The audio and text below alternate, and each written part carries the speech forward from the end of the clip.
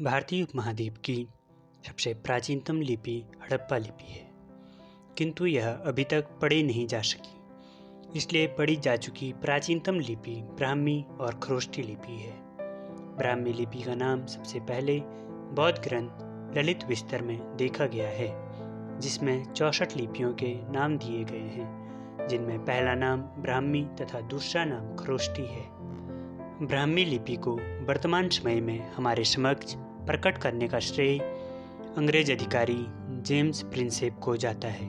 उन्होंने ही सर्वप्रथम 1837 में सांची के स्तूप पर अंकित ब्राह्मी अक्षरों में दान शब्द को पढ़ा तथा इस शब्द के आधार पर जेम्स प्रिंसेप ने ब्राह्मी लिपि की वर्णमाला तैयार की।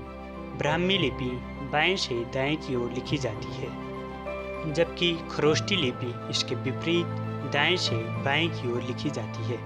ब्राह्मी लिपि प्रायः दक्षिण एशिया की लगभग सभी लिपियों की मातृलिपि मानी जाती है तथा इसने मध्य और दक्षिण पूर्व एशिया की अधिकांश लिपियों को प्रभावित किया है। इसलिए यह माना जा सकता है कि इसका उद्भव भी मध्य और दक्षिण पूर्व एशिया में ही हुआ हो।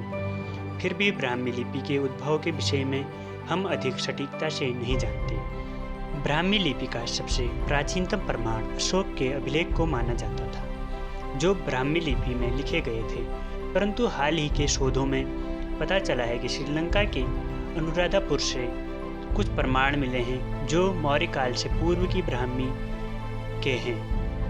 4वीं शताब्दी सामान्य संवत पूर्व के मिट्टी के बर्तनों पर ब्राह्मी लिपि में कुछ नाम लिखे गए हैं तथा इसके बाद की जो ब्राह्मी लिपि की अवस्थाएं हैं उनका नामकरण भी प्रमुख राजवंशों के आधार पर किया गया है, जैसे अशोक ब्राह्मी, कुषाण ब्राह्मी और गुप्त ब्राह्मी।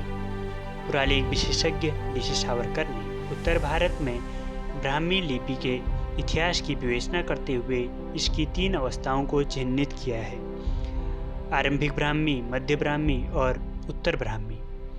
6वीं शताब्दी में गुप्त ब्राह्मी ही सिद्धिमातृका या कुटिल नाम से विकसित हुई। इसके प्रत्येक अक्षर का निचला दाहिना हिस्सा नुकीले कोड की भांति होता है। इसी काल में लिपियों का क्षेत्रीकरण भी होने लगा। वर्तमान उत्तर भारत की अधिकतर लिपियां सिद्धिमातृका से ही विकसित हुई हैं। नागरी तथा देवनागरी लिपि, जो हमारी हिंदी भाषा की लिपि है, वह भी 10वीं शताब्दी में ही अपने वर्तमान स्वरूप में आई।